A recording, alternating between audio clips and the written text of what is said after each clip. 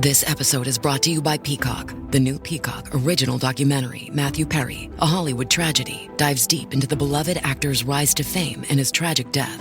5 people, including Perry's personal assistant, 2 medical doctors, and an alleged Hollywood drug dealer known as the Ketamine Queen, were charged with conspiracy to illegally provide Perry with the ketamine. Explore the details of the case in this heartbreaking special, streaming now only on Peacock. At T-Mobile, our critical mission is providing unparalleled 5G coverage for when connectivity is mission critical. Introducing T-Priority, America's best 5G network experience for first responders, even in times of congestion. More capacity, faster speeds, better coverage. T-Priority from T-Mobile, built for tomorrow's emergencies, ready today. Discover more at t-priority.com. For qualifying organizations on eligible rate plans, coverage not available in some areas and may be impacted by emergencies. But then at the end of the day, it all makes sense because I just get these little moments where these little aha moments still going, oh my gosh, I just remember as a little girl and my parents' friends would always exclaim, how different do the girls look? How exotic looking is Yvette? Are you sure, her father's not her real father? It would come up in conversation again and again. I don't know how my mum held it together all those years. Imagine spitting into a tube, sending off your DNA, and unknowingly turning your life upside down. For me and thousands of others, this is our reality. I'm your host, Alexis Auerselt. In July of 2021, I discovered that I am an NPE, someone who has experienced a non-paternal event. In other words, my biological father isn't who I thought he was. This podcast shares the journeys of people who were shocked by a DNA discovery, mostly through modern DNA testing. We're telling the stories of NPEs, adoptees, and donor-conceived people and their families. This is DNA Surprises.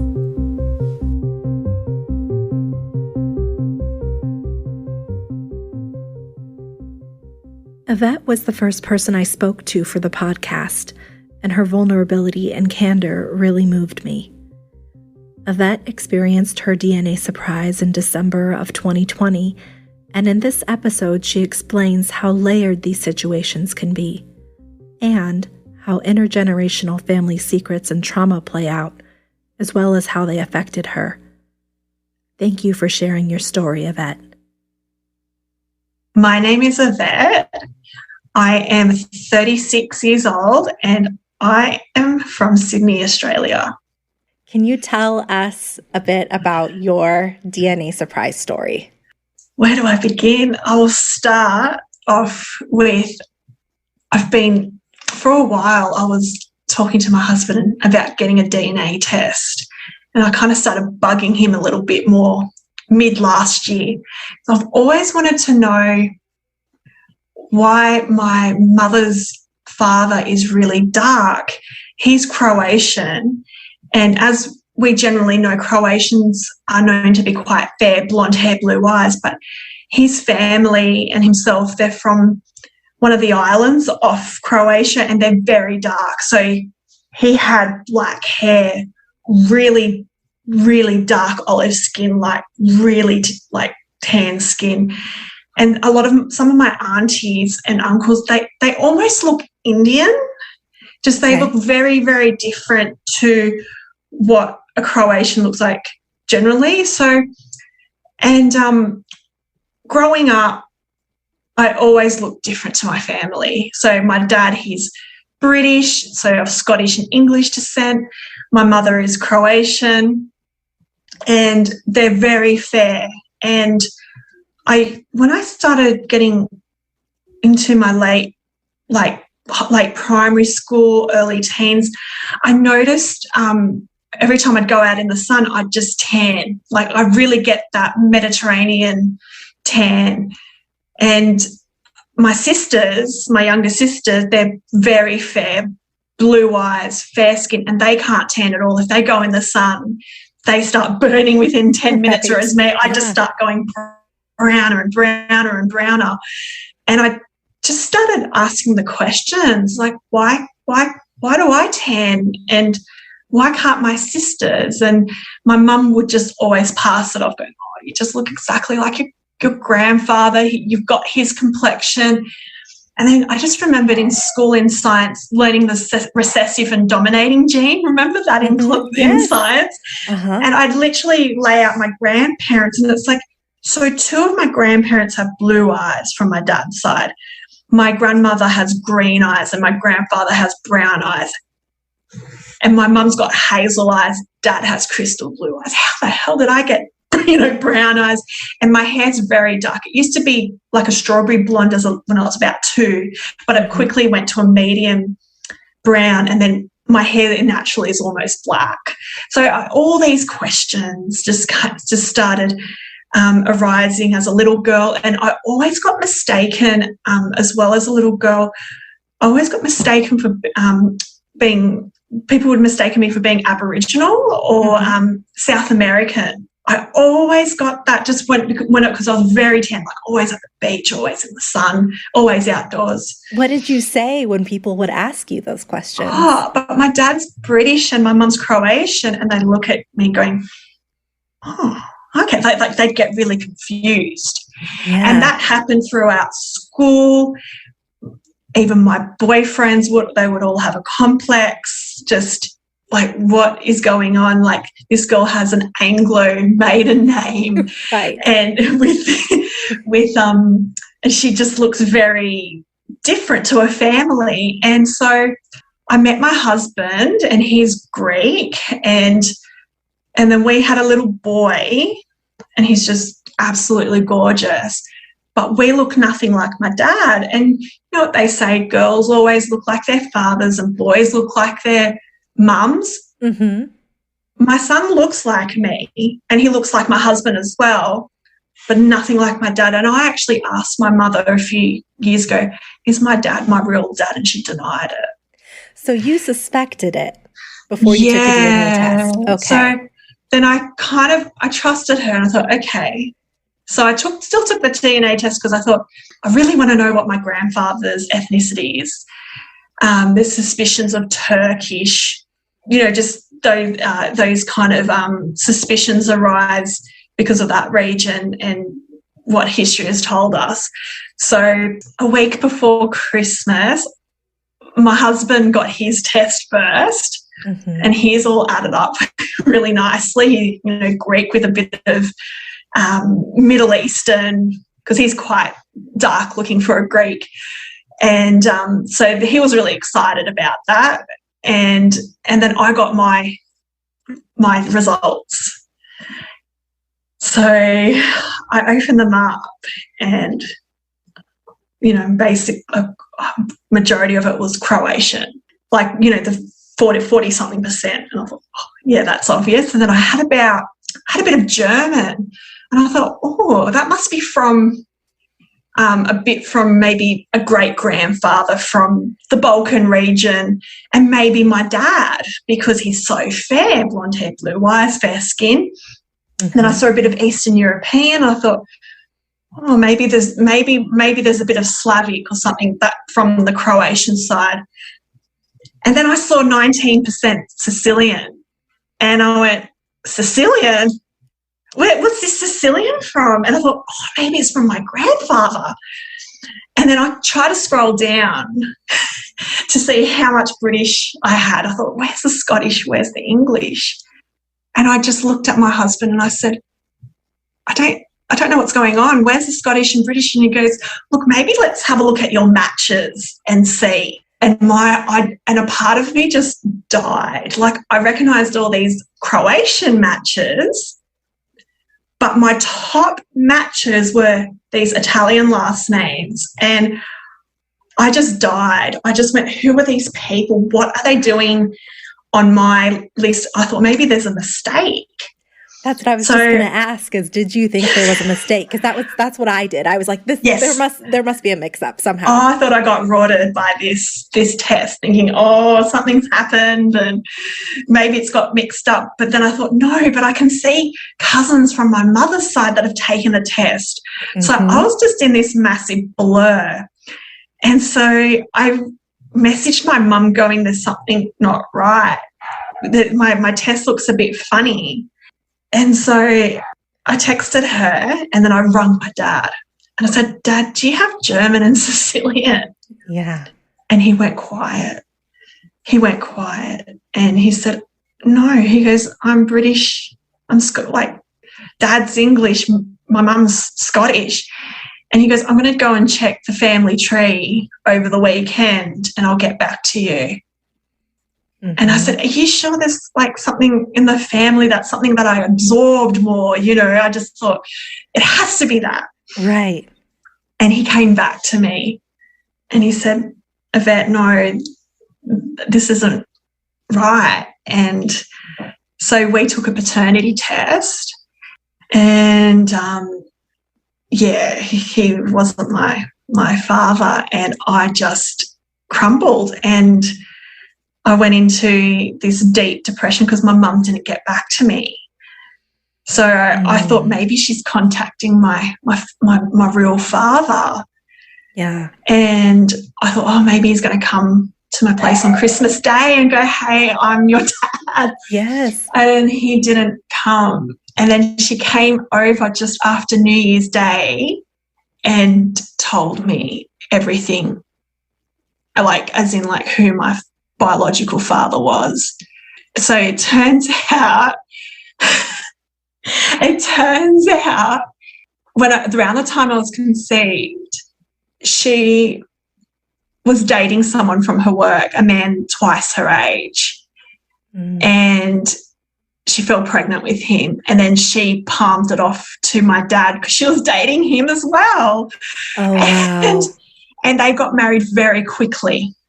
Now, did your dad know, or did he? She told him the day before she saw me. Went to see him. So he had no idea. Growing up, he didn't know. Okay. He had no idea. No idea. And did she know? She knew. Okay. She knew.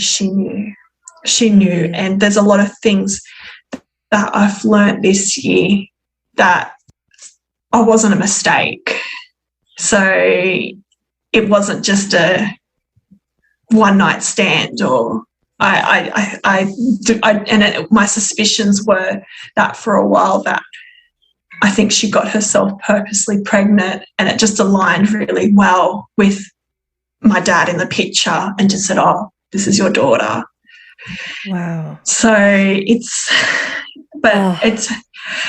turns out my biological father passed away almost 14 years ago, and I've got 4 older siblings that he had with his first wife.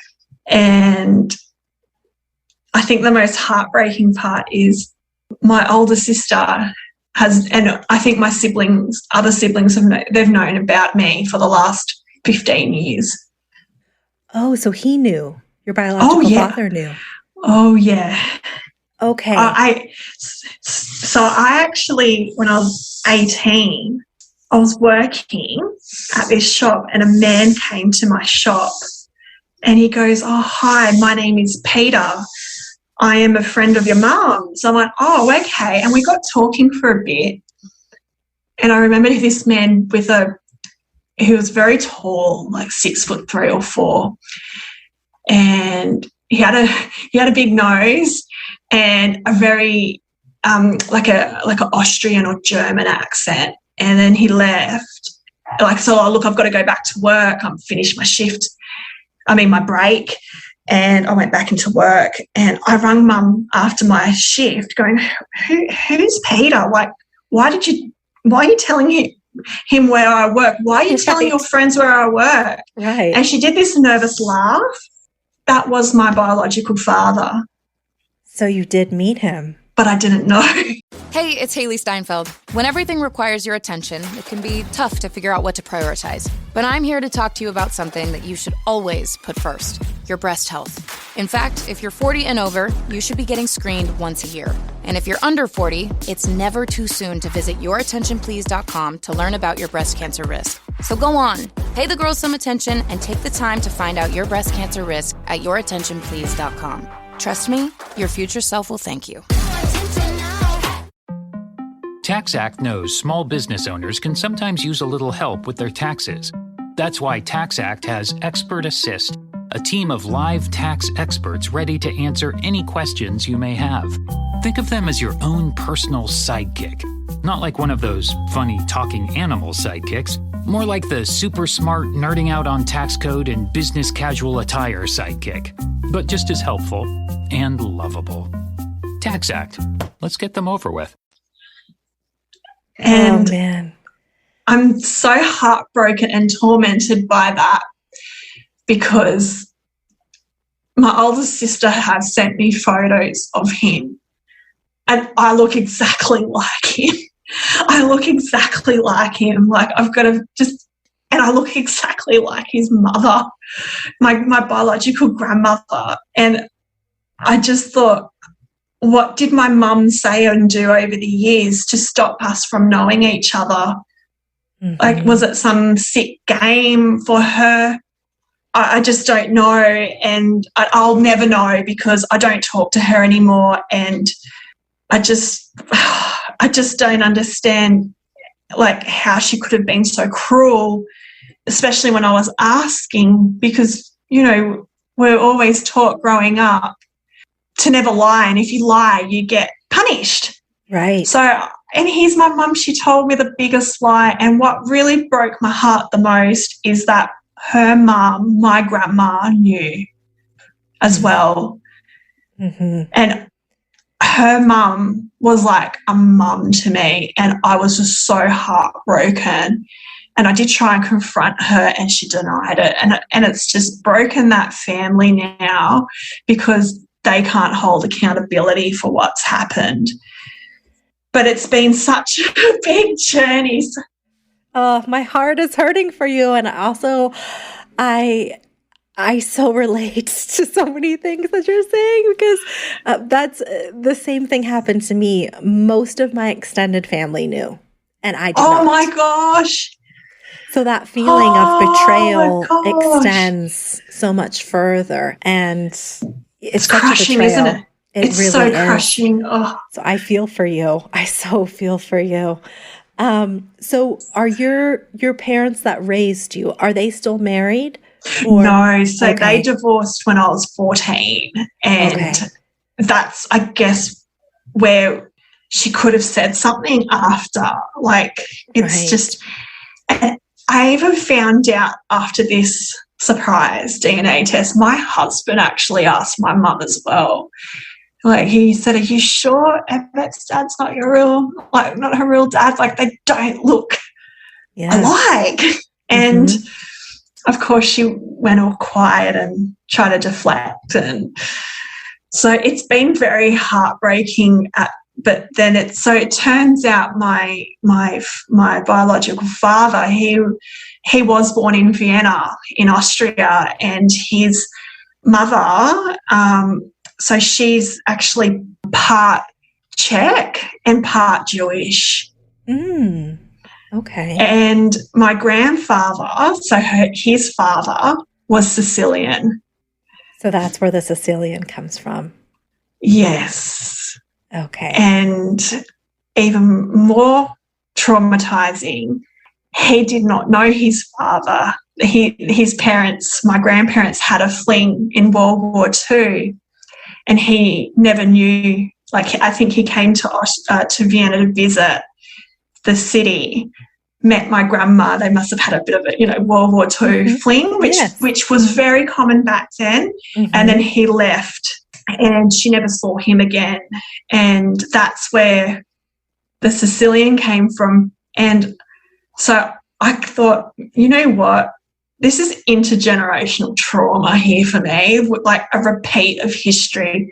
So to help me just get through the pain and the grief, I actually started looking for my grandfather. Oh, wow.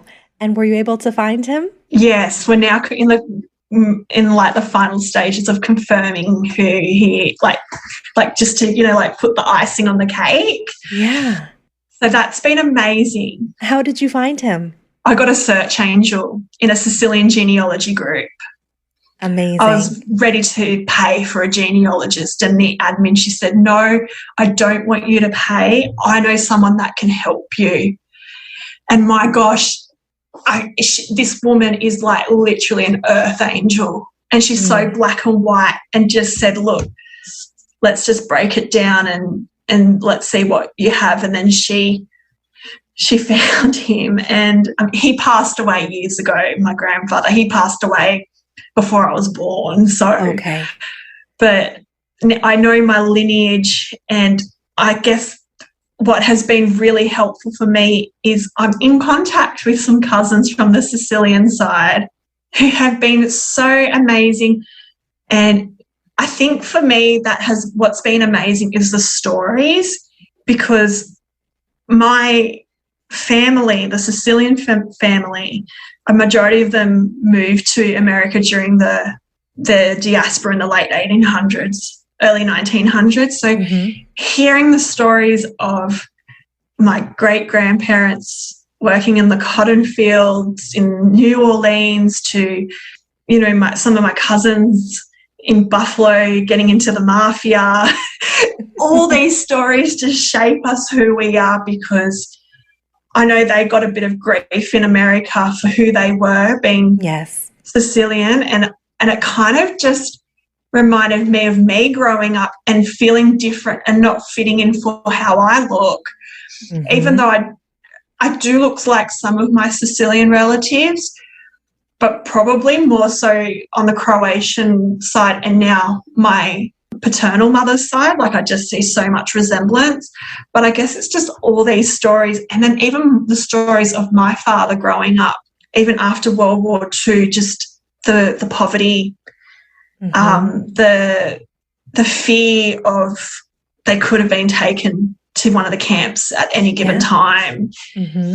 So it's just been phenomenal in that sense, just understanding who I am and my lineage. And I think one of the biggest thing was I connected with a cousin, and we've really connected, and she actually had a surprise DNA test with a very similar story to me. Didn't know she was Sicilian. Her father passed away years ago.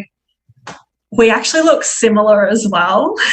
It's just so crazy. It's just wild how common this is. It is so common, even within your family. Yeah. In the family. And it's just really, I think it's just been so nice and comforting to know that I'm not the only one in the family that has gone through this. So it's been really good in that kind of sense of, like, as horrible as it is to go through it, like that whole experience, but I guess just knowing that they're like, we're not a perfect family, and there's the secrets and the lies. And I did kind of feel like when I was embarked on the journey of finding my grandfather, I had a feeling I was going to unravel more. And I did. But I'm just so glad I have, because it's just so healing. And I guess coming from especially being brought up Balkan, like I never identified with the British at all. I could never connect with it. I swear I felt whispers as a little girl when we'd be at family gatherings, like, this is not your family, you don't belong here. But with my Croatian side, I felt home. I was brought up by my grandparents, but they really taught me a lot of the values of family and how important family is. And I think that's what I really held close to my heart whilst doing all the genealogy stuff this year. And it just really helped me distract me from the pain. Yeah. It's just, even to this day, I still go to my husband, I can't believe it. I just can't believe I'm mixed race. Like, all these years I thought I was white and I'm not. Like, I'm truly mixed race. It's just like, I feel like I've just got the best of the Mediterranean and then some in Europe, and it's been such a wild ride just to understand it all. Yeah, I think, we're about the same age. So I think you spend your whole life believing something, and then you just have to retrain your brain to accept another truth. And, for me, it's the same. Every now and then I just look around and I'm like, is this real? Did this really happen? No. And then you have to go through the acceptance process all over again. Oh, absolutely. So much learning and unlearning. And I've been in touch with my older sister. She's been amazing because I actually found my biological father's obituary online and reached out to her. And then she wrote back to me and she said, whatever questions you have, ask me. And because I was so apprehensive, like, is this even for real? I got 4 older siblings out there. So I want to ask you about that. So you found out in December of 2020, amidst lockdown, the pandemic, kind of the height of everything globally. Have you connected with the 4 older siblings? Only just my older sister. So, we were emailing back and forth a lot. And then we have spoken in August, and then we FaceTimed in September. We look similar. I look a bit like both of my sisters. Like, we've both got a very similar face structure from our biological father. But my brothers, they look more like their mum. But I'm sure it's going to take time because I'm still getting my head around it. That I've got 4 older siblings and I've got a ton of nieces and nephews. What did they know about you? You said that they'd known about you for 15 years. What did they know? So my older sister reached out to our father, my biological father, about was it a year or so, like when he was dying, because he died of lung cancer. Okay. She just asked him, is there any other siblings? And he goes, yes, you have a younger sister called Yvette. And she's like, oh, does she know about me? And can I meet her? Can I call her? And he's like, oh, that's up to her mother to decide. And so it's just been, and the coincidences, like, not only do I look like my biological father, we have a very similar personality. We've got the same favourite dishes, same favourite interests. Like, I love reading, I love history, I love politics, like everything I did at uni, he loved all of that. So have you been able to find some connection to him through your sibling, your older sister, and as far as learning about him? Yeah. Absolutely. The stories is just incredible. And then when we FaceTime, I remember when we opened up the cameras, and I said to her, oh, sorry, I was just a little bit late. I was just cooking some dinner, something like that. And she said, oh, what are you cooking for dinner? And I said, I'm cooking goulash. It's one of my favourite meals. And she just stared at me and she went, oh, my God, that was Dad's favourite meal. Wow. And then I normally wear glasses, and she pointed out my glasses because I had the one that day, and she goes, oh, they're really nice glasses. And I said, oh, I've always worn glasses since I was a little girl. I had a lazy eye, and I'm not sure where I got that from. And she just stared at me and she goes, Dad had a lazy eye. That's where you got it from. So I had goosebumps because not only is it important to know our roots and our ethnicity, but the medical stuff. Like, for 35 years I've been talking about someone else's medical history that's not even mine. That's incredibly painful. That's another one of the things that I found. I was surprised by how much that hurt. It's an ultimate betrayal. Ultimate. Even with the best of intentions, it still creates a lot of hurt. Of course. And it was one of the biggest things when I rang my GP to tell her what happened, and can you please update my medical history? And she's like, yep, done. This all makes sense now. Like, just.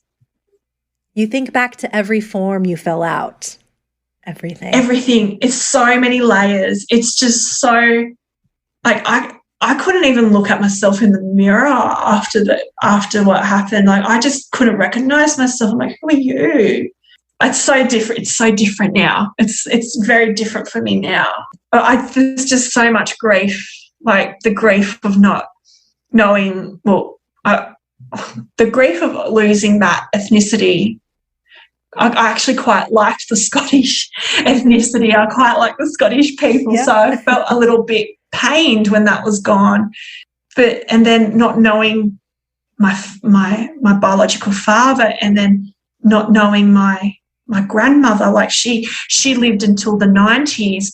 She died in Vienna, but it's like there could have been an opportunity, even to talk to her on the phone. Yeah. And just so many things, and then knowing I'm these new ethnicities. Look, I would have never been Jewish, not with my mum's side of the family. They're very stoic Catholic, but I didn't realise how important it is for Jewish people to know their roots. Just when looking in genealogy groups and just researching the faith online, and I've even tried to reach out to synagogues here in Sydney going, hey, do you have any like groups for people that have just found out they've got Jewish ethnicity? And they're like, oh, we don't have anything like that. Oh, but you can come to our classes to learn the faith. It's like, I don't want to convert. Right. I just want to understand myself. It was just so difficult to even... You want like Judaism 101 or something, like just to learn the basics. Yeah. So I just look at it online, and I think I pay attention now more to things that I never really did, especially like with Sicilians. I guess I love cannoli. I've always loved cannoli, but then who doesn't love Italian desserts? Right. And I've always loved the Sopranos because of their attitude and just, having to stick up for themselves in such a crazy world, and they're very family orientated. But then I have this longingness, like I'll never have any Zias that will teach me the little recipes of, the secret ingredients and stuff. And that really hurt me, because I do know how to cook Croatian food, and I have been surrounded by the matriarchs in that side of the family. It's like I don't have anyone. But then my search angel, she's actually started giving me recipes to cook. And when she gave it to me, I just started crying. It's like, for people that don't know who might be listening, can you talk about what a search angel is and what they do? Yes. So I think you can get a search angel in.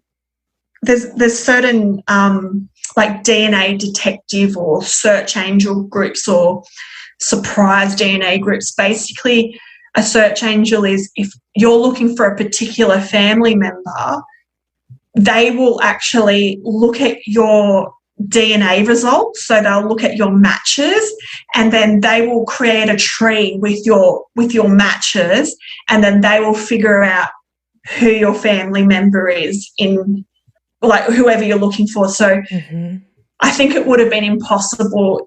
I would not have found my father if I did not know who he was, because he had a different last name to my grandfather.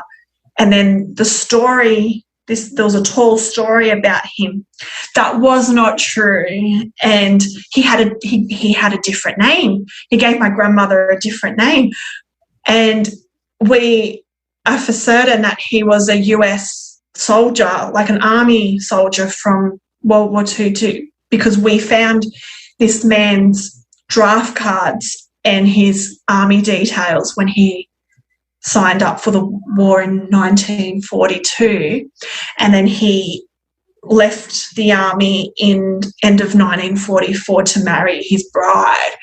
And so he was American? He was an American Sicilian man, first generation, which is even more crazy for me. Yeah. Because I just thought, like, I've got some amazing friends in America. I've got distant family that have moved to America. But to have something so close to home like that has just really, like, just thrown everything out, because even when I was looking for him, people would go to me like, are you sure he wasn't an American soldier? Because the story you're saying isn't really like, it sounds a bit tall. And I had to do a lot of research and just go, oh, what was happening in Vienna in 1943, like the time when my father would have been conceived. And I just kind of like, I even have found essays on American soldiers, like they really fetishize the European women because it's, you know, exotic and different, a bit of an escape from the war, the trouble that was happening. So, yeah, my search angel basically went from my highest match, which wasn't extremely high. Like I actually thought she was a second cousin, but I think she's a first cousin to my father. And she kind of just backtracked it. And then a few relatives in America actually were inspired to do the DNA test because I did. And it was very interesting to see where they fit on this tree. And she just, not only did she find my grandfather, she built a tree for me of my lineage it's just, I look at it in awe going, this is my family. These are the greats, grandparents up until the 1700s. And it's just like, I would have been just happy to have my grandfather. So she did go above and beyond for me. That's incredible. So you talked about kind of a tall story that your grandfather might have told. Can you share what that is? Or so it would have been from my grandmother.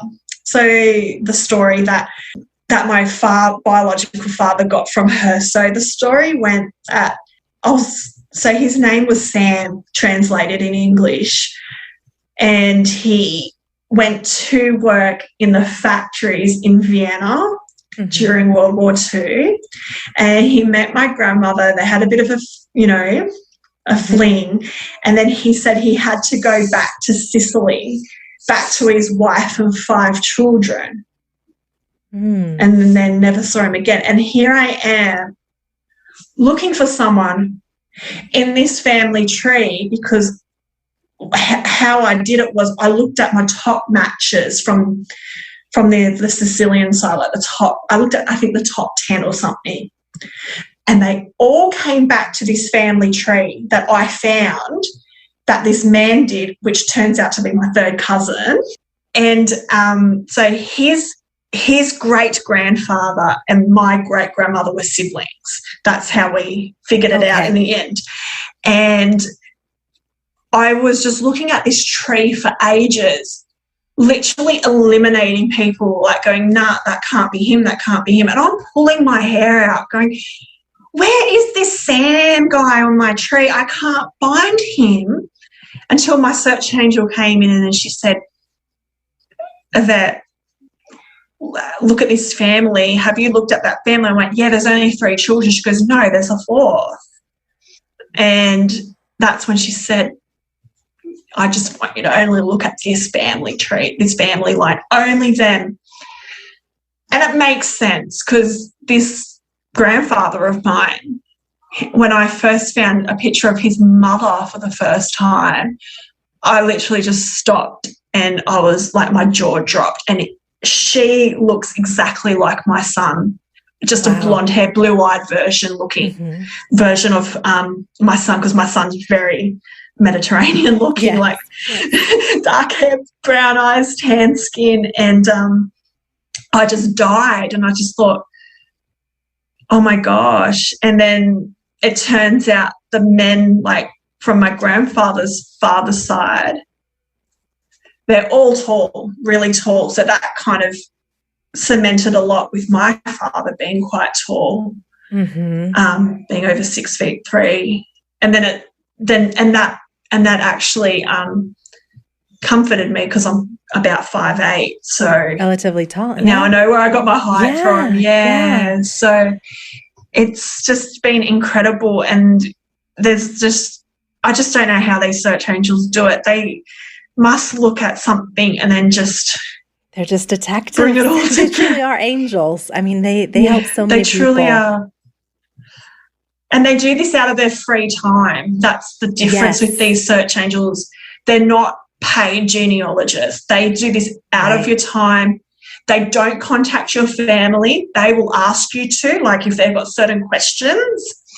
And it's been amazing. That's incredible. Been amazing. So who have you told and what was everyone's reaction when you made this discovery? Oh my gosh. Well, because I was very angry with my mother and then confused. So her sister knows. So that whole family knows. I rang up my godmother to see if she knew anything about my biological father. She could not believe it. This happened. She thought the man that raised me was my dad. And she even thought it too. She goes, but you look like your grandfather. I said, wait until we catch up and you see the photos of my new family and you're going to get mind blown. Then I reached out to one of my mum's first cousins that I'm close with, and he was heartbroken. He had no idea. So it was a secret that my grandmother and my mother kept from everyone. And then just my friends, and then found out, and they've been amazing. Like I had friends coming over to comfort me. My husband has told some of his family and they just go, this is so messed up. Yeah. It's shocking. It's really shocking. And it's just with being in those groups, those NPE, DNA detectives groups, it's just amazing how it's so common, it's not uncommon. Like we've all got that thread that we have had a DNA test. All of our stories are different. Like some people get to meet their fathers or their mothers because, some are adopted. But I guess it's just that shock and especially being a different ethnicity. I think if my mum had, if my father was the same nationality as the man that raised me, I think I'd still be in shock, but at least I wouldn't have to rewire as much. Yes, I completely agree. Yeah, you feel that too? Yeah, it's an extra layer, and it's a whole culture that you were never exposed to, and it makes so many things, like what you were saying about never feeling like you really identified with that side of you, your father's side or your dad's side. It makes so many things make sense, but then you also have this grief about a whole family and culture that you were never exposed to, and how do you catch up? How do you catch up? I don't know. I think for me, the cooking has been really comforting, learning about the Jewish faith. Now, with the Czech ethnicity, I'm really comfortable with that because some of my favourite authors were Czech. And it's in that same Eastern European region, near the Balkan side. So it's not like it's Sicilian. It's Sicilian and Czech is just two completely different cultures and way of life. One of the first thing I did was I bought a Sicilian cookbook, and this particular cookbook has a bit of the history of Sicily. I feel when I cook, I feel the presence of my matriarchs from Sicily with me, just finally she's home.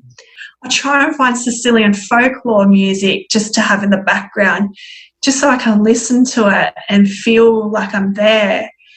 And then I want to learn the language because we do want to go to Sicily now to see it, where my family are from, which is a really small village of only 3,000 people. It's just tiny. Yeah.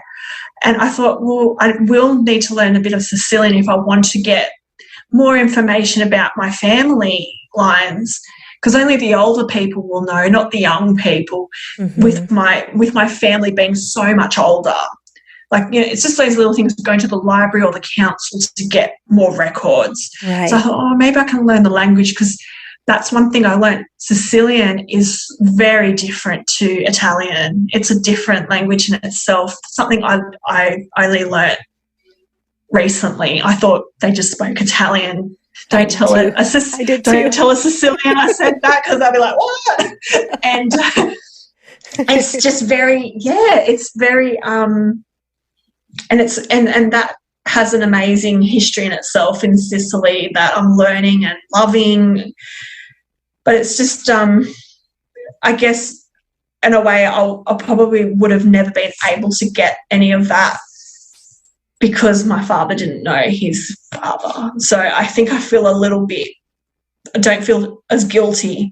And my mum, I don't think my mum knew that he was half Sicilian. Mm-hmm. I think she just thought he was Austrian and Jewish. Like, I don't think she even knew his background. And so I think if the truth did come out earlier, she probably would have not had an idea, whereas I probably would know a lot about my biological father more than my mum would ever have known. So yeah, I love what you said about cooking and kind of using that and listening to music as a way to connect to the culture. I think that's just really special and a really great idea for anyone who's trying to figure out a way to connect with, a different culture that's new to them. Especially when I don't have the relatives around me. And if I was to connect with relatives, it would be whoever's left in America. And those are third cousins or second cousins, and I don't think many of them would really know, because my grandfather and his siblings, they all passed away like before I was born. And I think just the support that I have had from my husband, he has tolerated so much from me. They have to, don't they? They have to through this, yes. But he even said to me, "You're doing so well. If I found out my father wasn't my real father, I would be in a psych ward." Mm-hmm. He said, "You've done it so well." And I said, "But there's been so much crying." And me, just sometimes I go into this spin, how could she have done this? And how could she do this to me? It's just, and then how could she do this to her grandson? I'm going to have to tell him. Yeah. I'm going to have to tell him one day, because he looks like his biological grandfather. How old is your son? He'll be 10 soon. Okay. Yeah. I think he has a fair idea now hearing the stories, but he won't ever pipe up and say something to me. Mm-hmm. But look, at the end of the day, and sometimes it can be it can feel a bit insensitive when people say it, but it's so true. When people say to me, no matter what, your father will always be your father, they're right. They're completely right. Yes, I definitely heard that a few times. And I remember in the immediate aftermath really not being receptive to that. Not because he's not my dad. He'll always be my dad. But that, for me, it was that's not the point. The point is the deception and the truth and the lack of knowledge and the lack of opportunity to connect. It really has nothing to do with the relationship that I have with my dad, because yes, he'll always be my dad. And I do treasure that relationship and hope that we'll be able to kind of restore some of that, but it's still relatively fresh for me. I will tell you another coincidence. When I found my biological father, he's actually buried here in Sydney, not far from me, maybe about half an hour's drive, depending. And he's buried in the same cemetery as my in-laws. Wow. So I've been going to that cemetery since I started dating my husband, because we used to visit his father. I never met my father-in-law. And then when my mother-in-law passed, we had everything there. So they're buried in the Greek Orthodox section. So when we go to visit, he will drop me off at the Jewish lawn, because that's where my father's buried. So I go there, and I've been learning all the the rituals, what you need to do to respect and honour the past and loved ones. And I have my time with him, and then I go for a little walk for about a minute, and there I am in the Greek Orthodox section to honour my in-laws. And how frustrating it is that he has been there all those times, all these years. I have been walking past, driving past, and did not know. That has really angered me and upsetted me. But then at the same time, it's like, well, I'm glad that you're not far from me. Yeah. Yeah. But there are those moments where you think, oh, that was an opportunity to tell me, or if I'd known. And yeah, I think we play those scripts in our minds as we're processing it all. And that is wild. So you said, your father that raised you will always be your father. How is your relationship with him? Oh, it's wonderful. Oh, it's good. wonderful. Yeah. Even out of my younger sisters and me, I'm still the one that calls every few weeks. We celebrate Father's Day in September here in Australia. I think it's different in America. It's early. Mm-hmm. Yeah. And my son and I, we bought a present for him, like just a coffee table book on sailing, because he loves boats and sailing. And we sent that to him, and he rang me up and he goes, oh my gosh, thank you so much for the present. He goes, I almost cried. I could not believe it. And he goes, I love you guys so much. And yeah. So that's really good. Yeah. Those little special things. Yeah. Yes. Yeah. I think ultimately, when somebody raised you and you had a loving and positive relationship with them, that's not going to go away, even with these DNA surprises, like what you were saying. Exactly. Mm-hmm. It's not like he was abusive or anything. And I got the DNA test and I was like, relief. It was not like that. It was so heartbreaking to not know that I don't share the DNA with him.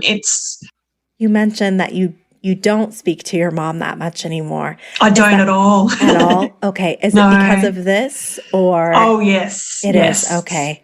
Yeah. Has she expressed any remorse or anything about what happened? No.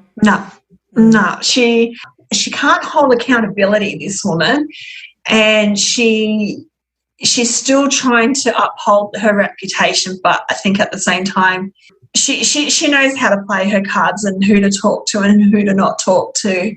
Mm-hmm. I don't know. I just she's a piece of work. I think sending my biological father to my work was just that. Because one of the biggest things when I found out about the test, like the surprise test, I was an alcoholic for a month and I was vomiting. I was showering like 3 or 4 times a day because I felt dirty. Like, oh my God, I'm a product of this affair. And then I had this feeling that Mum kind of planned it. And yeah, I've never really been the same in that kind of, because trust is a huge thing. Like, it is.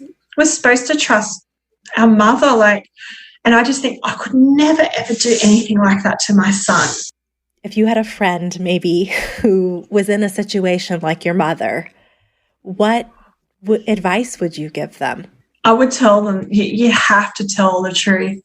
As hard it would be, you need to tell the truth and not let them find out with a DNA test, because that's where families break up and friendships break up because of it. And the thing is, how I've always seen it, it's like a nuclear bomb and I'm the centre, and then the next person to be affected by it is my father, the man that raised me, and his partner. His partner was just shattered as well for both of us.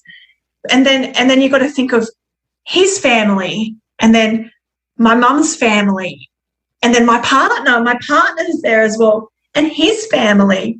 Mm-hmm. And then my biological family, like my siblings, like my older sister that has known about this.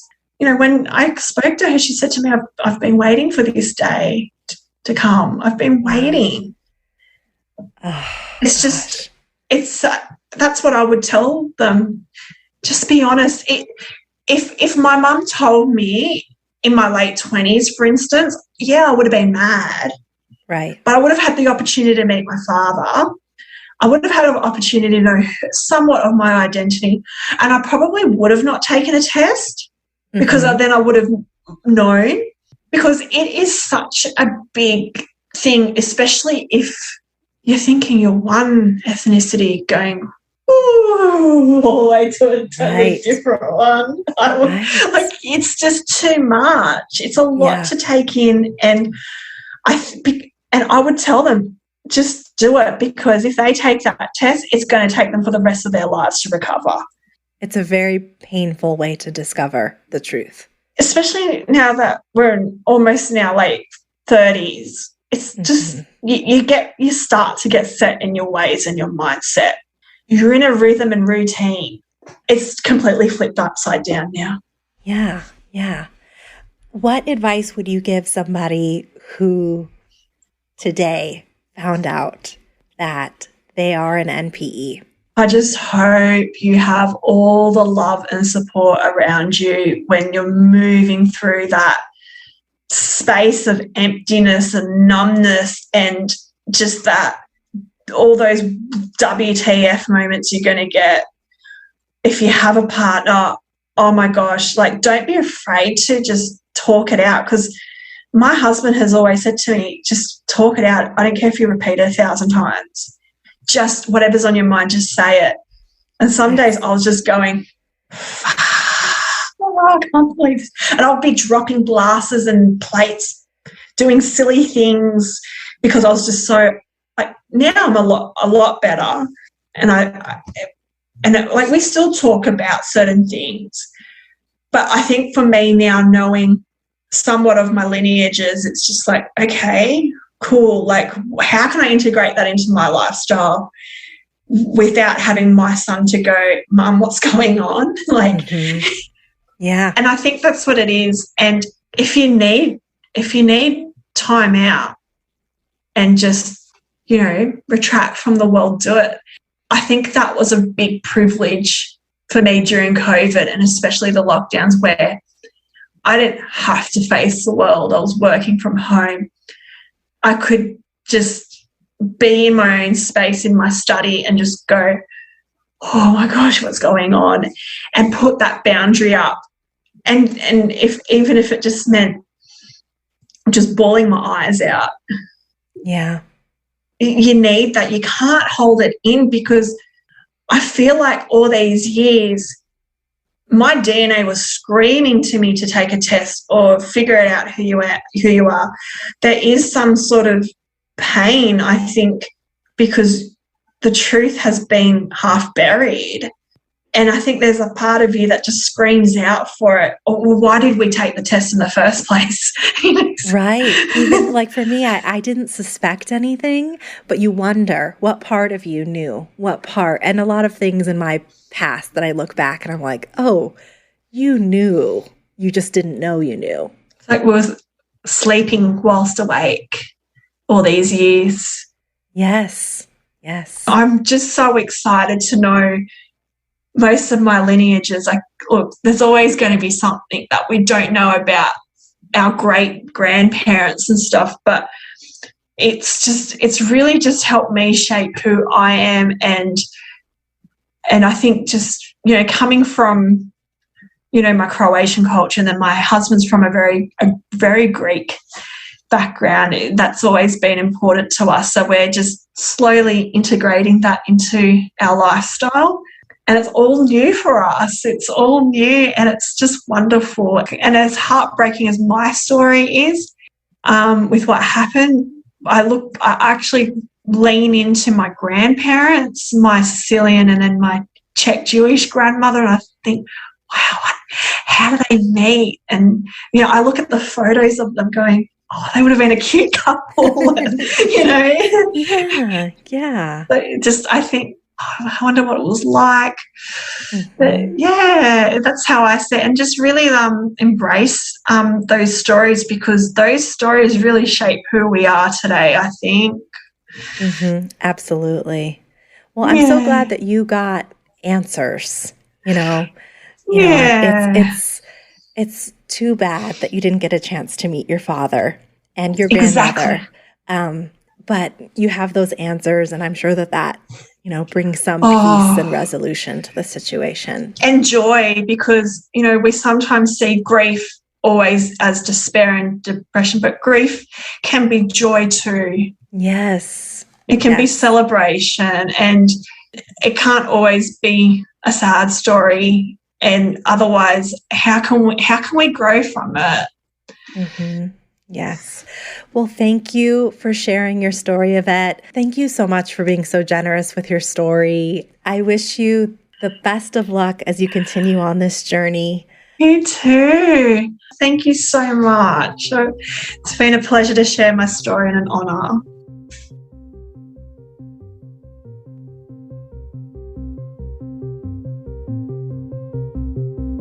Thank you for listening to the first episode of DNA Surprises. If you connected with Yvette's story, please rate, review, and subscribe. And if you have experienced a DNA surprise and want to share your story, email dnasurprises@gmail.com. The more we share, the less alone we are. Until next time.